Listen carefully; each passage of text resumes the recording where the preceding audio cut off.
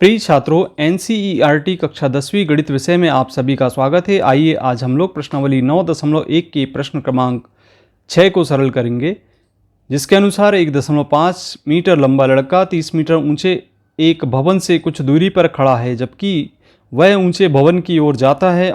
तब उसकी आंख से भवन के शिखर का उन्नयन कोण 30 अंश से 60 अंश हो जाता है। बताइए कि वह भवन की ओर कितनी दूरी तक चलकर गया है।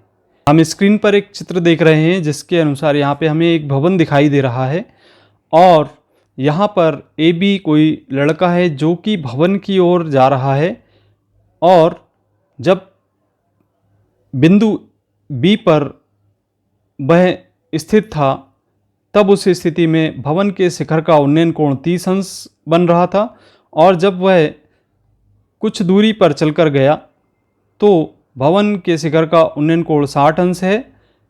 जबकि यहाँ पर हमें ज्ञात है लड़के की ऊंचाई 1.5 मीटर है।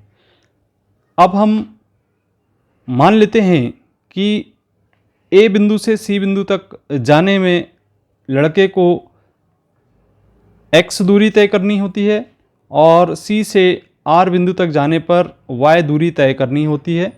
तब इस प्रकार से हमें यहाँ ज्ञात करना है कि वह भवन की ओर कितनी दूरी तक चलकर गया है। तो यहाँ पे x मीटर दूरी तक चलकर गया है ए से सी बिंदु तक, तो इसे हम ज्ञात करेंगे। और यहाँ पे हम देख रहे हैं कि भवन की कुल ऊंचाई 30 मीटर है, किंतु यहाँ पे लड़के की जो ऊंचाई है वह 1.5 मीटर है। तो यहाँ पे जो त्रिभुज बन रहे हैं उसके आधार पे ये जो दूरी है 30 से कम हो जाएगी। तो 30 से हम 1.5 मीटर कम कर देते हैं, तो यहाँ पर हमें 28.5 मीटर प्राप्त हो जाता है। इस प्रकार से इसकी जो ऊंचाई है बिंदु P से लेकर R तक के, तो PR का मान यहाँ पे 28.5 मीटर हमें प्राप्त हो जाता है। तो जैसा कि अभी हमने आपको समझाया, यहाँ पे हमारे पास चित्र के आधार पर AB कोई लड़का है जिसकी ऊंचाई AB बराबर 1.5 मीटर है, और भवन की ऊंचाई यहाँ पर 30 मीटर हमें ज्ञात है। जहाँ पर यहाँ हम देख रहे हैं कि आर क्यू का मान भी 1.5 मीटर के बराबर होगा, क्योंकि ए बी सी डी और आर क्यू ये सभी समानांतर हैं। तथा पी आर बराबर, यहाँ पे हम पी आर का मान ज्ञात करेंगे। चूँकि पी क्यू का मान हमें ज्ञात है और आर क्यू का मान भी ज्ञात है, तो हम पी क्यू में से क्यू आर का मान यदि घटा देते हैं तब हमें यह मान प्राप्त हो जाएगा पी आर का। तो यहाँ पे 30 में से हम 1.5 मीटर कम कर देते हैं, तो 28.5 मीटर इस पी आर की लंबाई होगी। अब हम मान लेते हैं कि वह भवन की ओर x मीटर दूरी तक चलकर गया है। ये हम देख रहे हैं ए से सी तक की दूरी, और यहाँ पे मान लेते हैं कि सी से आर तक की दूरी y मीटर है। तब यहाँ पे समकोण त्रिभुज, आप दो समकोण त्रिभुज दिखाई दे रहे हैं, एक तो पी आर सी और दूसरा समकोण त्रिभुज पी आर ए। पहला समकोण त्रिभुज पी आर सी में हम देख रहे हैं यहाँ पे उन्नयन कोण 60 अंश का बन रहा है, तो इसे लिखेंगे tan 60, क्योंकि लंब और आधार की हम बात कर रहे हैं, तो इसे लिखेंगे लंब पी आर बटे सी आर। अब चूंकि tan 60 का मान हम जैसा कि जानते हैं सारणी के आधार पे कर्णी 3 होता है, और पी आर का मान हमें अभी ज्ञात किया हमने 28.5 ज्ञात हुआ है, और यहाँ पे सी आर का मान y के बराबर है। अथवा इसे हम इसका स्थान परिवर्तन करके पक्षांतर करके लिख सकते हैं y बराबर 28.5 बटे कर्णी 3। तो इस प्रकार से हमने देखा कि y का मान 28.5 बटे कर्णी 3। आगे इसे हम और भी सरल कर सकते हैं, लेकिन इसके पूर्व हम इसको समीकरण नंबर 1 यहाँ पर दे देते हैं। अब समकोण त्रिभुज देखते हैं कि पी आर ए भी बन रहा है। पुनः समकोण त्रिभुज पी आर ए में, यहाँ जैसा कि हम देख रहे हैं पुनः समकोण त्रिभुज पी आर ए में पी आर यहाँ पे लंब है और ए आर इसका आधार है।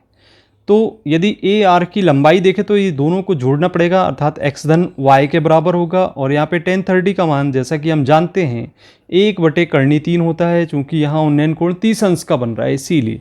तो पी आर का मान हमें जैसा कि ज्ञात है 28.5 मीटर है, और ए आर का मान x धन y के रूप में यहाँ पे देख रहे हैं। अब हम तिर्यक गुणा कर दें, यहाँ पे x धन y का 1 में गुणा कर दें। ये x धन y का 1 में गुणा होगा तो x धन y बराबर यहाँ पे करनी 3 का 28.5 में गुणा हो जाएगा। तो यहाँ पे 28.5 गुणित करनी 3 लिखेंगे।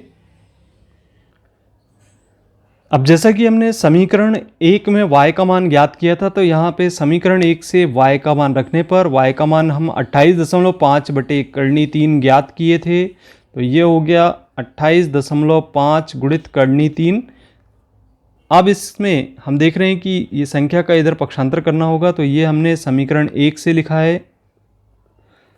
पक्षांतर करने पर x बराबर 28.5 करनी 3 ऋण 28.5 बटे करनी 3। यहाँ पे हमें एलसीएम लेते हुए इसे सरल करना होगा। तो एलसीएम लेने पर यहाँ पे इसके बटे में 1 है, 1 और करनी 3 का एलसीएम करनी 3 होगा। 1 का भाग करनी 3 बार जाएगा, करनी 3 का करनी 3 में गुणा होकर 3 प्राप्त होगा। तो इस प्रकार से हमें 3 गुणित 28.5 प्राप्त हो जाता है। और ऋण करनी 3 का 1 बार भाग गया, यहाँ पे हमें 28.5 प्राप्त होगा। 3 का गुणा 28.5 में करने पर हम देखते हैं कि 3 पचे 15 हासिल का 1, 3 8 24 और 1 25 का 5 हासिल का 2, 3 दूनी 6 और 2 8 प्राप्त होगा। इस तरीके से 85.5 प्राप्त होगा। 3 का 28.5 में गुणा करने पर ऋण 28.5 बटे करनी 3 हमें प्राप्त होता है। अब हम 85.5 में से 28.5 को घटाते हैं, तो घटाने पर हमें 57 प्राप्त हो जाता है और बटे करनी 3 हमें प्राप्त होता है। अब जैसा कि यहाँ पे हमें करनी 3 हर में दिया गया है, तो हर का परिमेयकरण करने पर हम देखते हैं 57 बटे करनी 3। तो करनी 3 का अंश और हर में गुणा करने पर ये करनी 3 का करनी 3 में आपस में जब गुणा होगा तो यह 3 के बराबर प्राप्त हो जाता है। तो इसे हम लिखते हैं 57 करनी 3 बटे 3। 3 से ये कैंसिल हो जाता है, 3 एकम 3 और 3 हम 27 बार। इस प्रकार से हम देखते हैं कि यहाँ पर x का जो मान है वह 19 करनी 3 मीटर हमें प्राप्त हो जाता है। अतः हम लिखेंगे कि लड़के द्वारा चली गई अभिष्ट दूरी 19 करनी 3 मीटर है। तो आपको इस प्रश्न में कहीं भी किसी भी प्रकार का यदि कोई शंका है, आपको कहीं कोई स्टेप समझ में नहीं आ रही, तो आप उसको कमेंट बॉक्स में कमेंट करके पूछ सकते हैं। और अभी तक आपने पिछला वीडियो नहीं देखा है प्रश्न क्रमांक 5 का, तो आपको ऊपर एंड स्क्रीन पर दिखाई दे रहा है, उसको क्लिक करके देख सकते हैं। और आपने यदि पिछला अध्याय 8 नहीं देखा है तो एंड स्क्रीन पर उसका भी यहाँ पे वीडियो की लिंक दिखाई दे रही है, उसको भी क्लिक करके आप पूरा वीडियो देख सकते हैं। मिलते हैं अगले वीडियो में। धन्यवाद।